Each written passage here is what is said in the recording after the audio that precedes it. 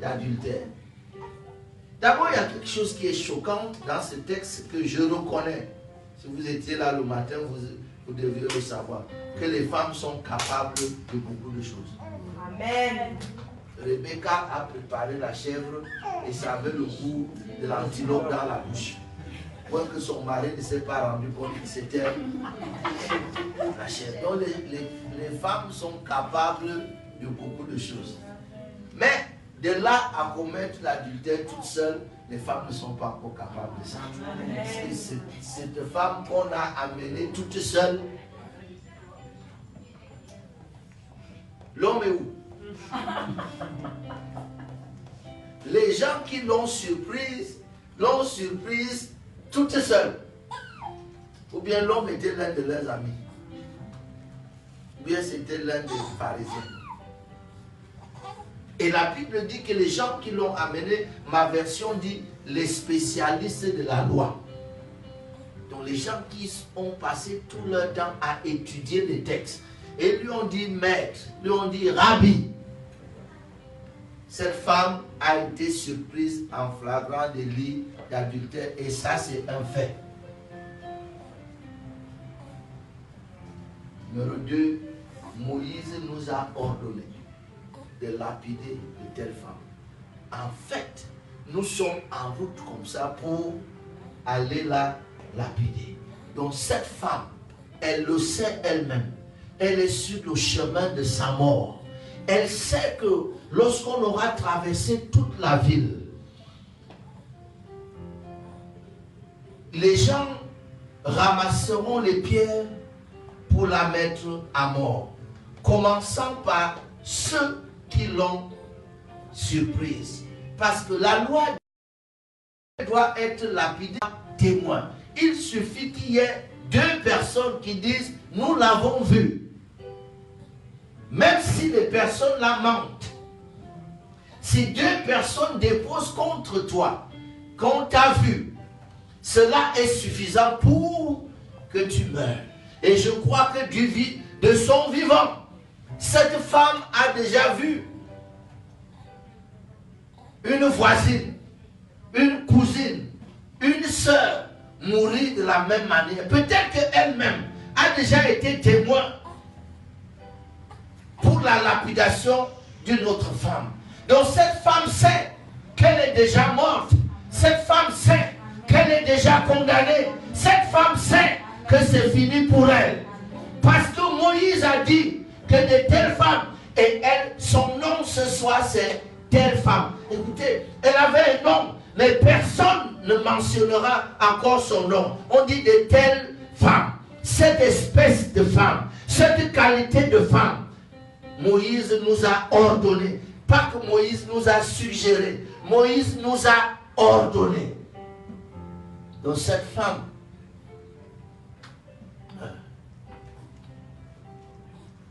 je voudrais traiter ce soir avec les questions de condamnation. Il y a tellement de choses qui nous ont condamnés dans cette vie. Et coïncidence, comme un jeu, oh mon Dieu, juste comme un jeu, juste comme un jeu, on dit, avant d'aller la lapider, faisons d'une pierre 2 coups, faisons un crochet chez Jésus, tendons-lui un piège. De toutes les façons, cette femme va mourir. Mais nous voulons profiter de sa mort pour tendre un piège à Jésus et résoudre un autre problème. Mais vous savez, Jésus ne prend pas la vie comme un jeu. La Bible dit qu'il jouait. Et quel est le piège? Le piège, il est simple. Jésus dit qu'il est venu non pas pour juger le monde, mais pour sauver le monde. Qu'est-ce qu'il va dire? On lui dit, toi, que dis-tu? Moïse nous a déjà dit qu'elle doit être lapidée. Toi, que dis-tu? Vous voyez, si Jésus dit, condamnez-la, on lui dit, mais ton message que tu prêches, tu vois, tu dis que tu es venu pour sauver les gens, mais voici cette femme que tu condamnes. S'il dit que je ne la condamne pas, on lui dit, écoute, on a la preuve ici que tu es un blasphémateur. Est-ce que vous êtes là? Donc de toutes les façons, Jésus est dans une situation difficile. Mais la vraie valeur prophétique de ce texte, c'est qu'on a dit à Jésus, Maître, toi, que dis-tu? J'ai envie que vous m'écoutiez. Dans le contexte d'Israël, lorsqu'on a dit, Moïse a dit, il n'y a plus d'appel. J'ai envie de vous dire, quand les Juifs disent à l'époque, Moïse nous a dit, et il ne nous a même pas dit, Moïse nous a ordonné. Lorsqu'on dit que Moïse a ordonné, c'est le point final, c'est l'étape finale. Il n'y a plus rien qu'on puisse faire pour vous. Vous êtes à jamais condamné. Cette femme est condamnée parce que Moïse a ordonné. Mais vous voyez l'ironie de Dieu. L'ironie prophétique veut qu'on fasse un détour chez Jésus. Et on lui demande même, que dis-tu? Alors, on vient d'ouvrir une brèche. Donc, quelqu'un peut dire après que Moïse ait dit. Donc, quelqu'un peut parler après que Moïse ait parlé.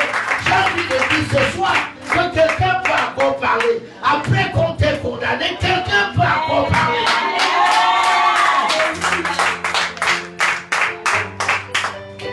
Il y a un point où j'aime Jésus. C'est que non. On vient de dire, on vient de m'annoncer dans ce texte que Moïse n'a pas le dernier mot. Non. Moïse a ordonné que cette femme doit être lapidée, mais je viens d'apprendre que Moïse n'a pas le dernier mot. Jusqu'à cette histoire, Moïse avait le dernier mot. Et on assiste à un bouleversement ce soir. Amen. Un nouveau paradigme est en train d'entrer en jeu. Jusque-là, quand Moïse avait dit, c'était le point final. Mais on vient d'ouvrir une brèche. Je suis venu dire à quelqu'un ce soir qu'une brèche vient pour souffler.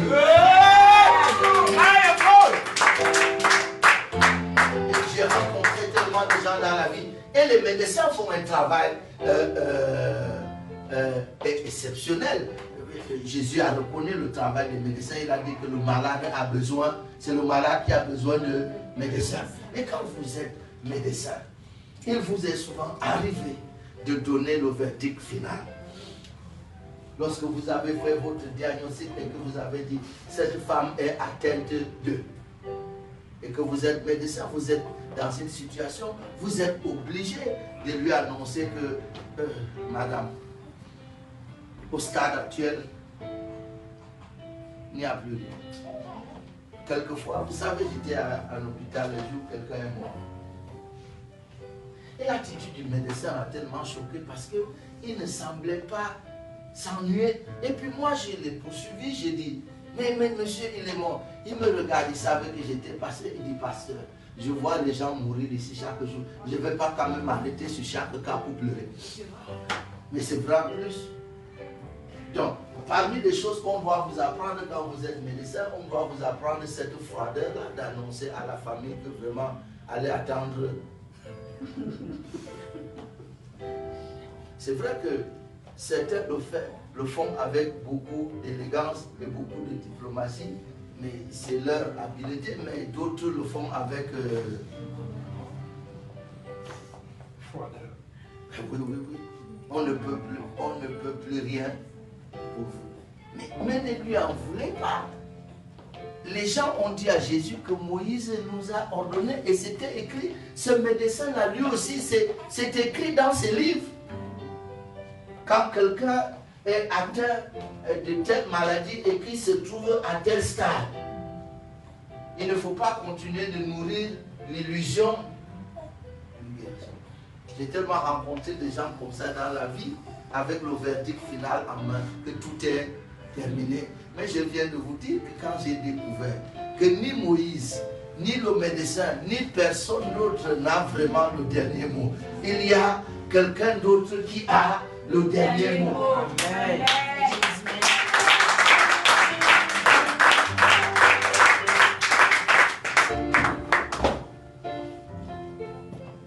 Vous savez que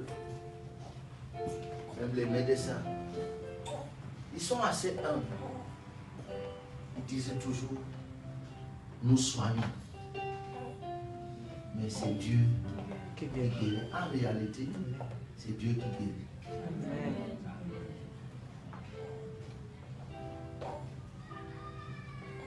C'est Dieu qui donne la vie. Amen.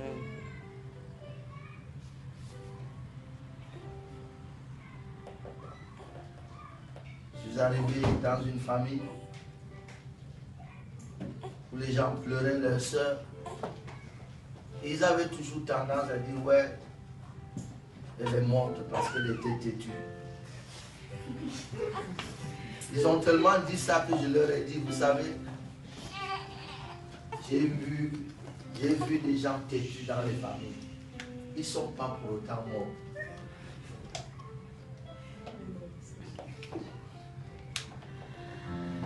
Vous savez que vous rencontrez dans la vie des gens qui sont dans le désordre total et qui n'ont pas de sida. Et vous en rencontrez une qui dit que j'ai seulement fait une fois. Mais c'est la vérité. Amen. Mais qu'est-ce qui explique que celui-ci vive dans le désordre et il n'en a pas, et l'autre a seulement...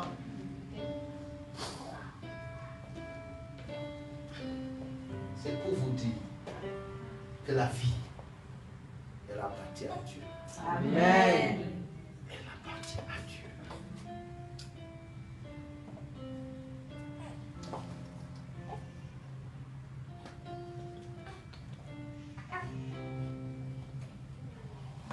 Mon épouse est revenue de l'hôpital un matin avec tous les examens et d'autres qu'on a prescrits. Elle était vraiment triste. Parce qu'il y a certaines maladies, quand vous sortez de l'hôpital et qu'on les a mentionnées, même si vous étiez bien portant quand vous êtes entré à l'hôpital, vous ressortez étant malade. Parce que la communication a un pouvoir. C'est ça qui dit que l'évangile, la bonne nouvelle, est la puissance de Dieu pour le salut de l'homme. Mais c'est comme ça, la mauvaise nouvelle est aussi une puissance. Vous voyez des gens qui entrent à l'hôpital, ils ont l'air d'être bien portants et quand ils ressortent avec leur test en main, ils sont déjà malades comme s'ils avaient été malades depuis.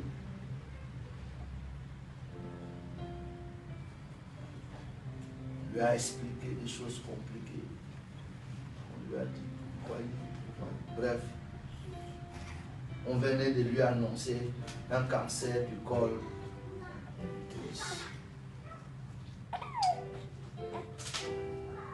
C'est triste.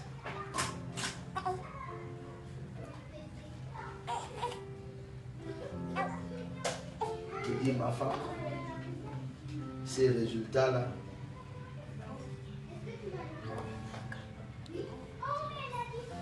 le médecin a travaillé selon sa science. Et il a raison. Ne vous fâchez pas contre eux. Ils ont raison, c'est leur science. C'est pas eux qui mettent la maladie dans votre corps. Ils font le diagnostic et ils connaissent leur science. Mais l'avantage que nous avons, c'est que aucun diagnostic ne peut être le dernier mot dans notre vie. Amen. C'est ce que je veux te dire ce soir. Quand les gens te parlent avec arrogance, comme si c'est eux qui détenaient ta vie, il faut seulement sourire. Parce que la Bible dit que Dieu même se rit de ses ennemis. Ne mettez jamais le pouvoir de votre vie entre les mains de quelqu'un d'autre que Dieu seul. Amen. Jésus a dit, ne craignez personne. Parce que celui que vous craignez s'il avait même le pouvoir de vous tuer, il ne peut tuer que votre chair. Il n'atteindra pas votre âme. Et votre âme, c'est vous. La Bible dit, et votre âme, c'est vous. Vous êtes là? Amen. Et votre âme, c'est vous. Mais la Bible dit, tel un homme pense, tel il est. Dit, tel il pense dans son âme, tel il est. Alors, je peux réduire encore un peu plus. Votre pensée, c'est vous. Amen. Bon, on retourne dans la philosophie de l'époque. Je pense. Donc, je suis. Ce que vous pensez est plus important que ce qu'on dit de vous dehors.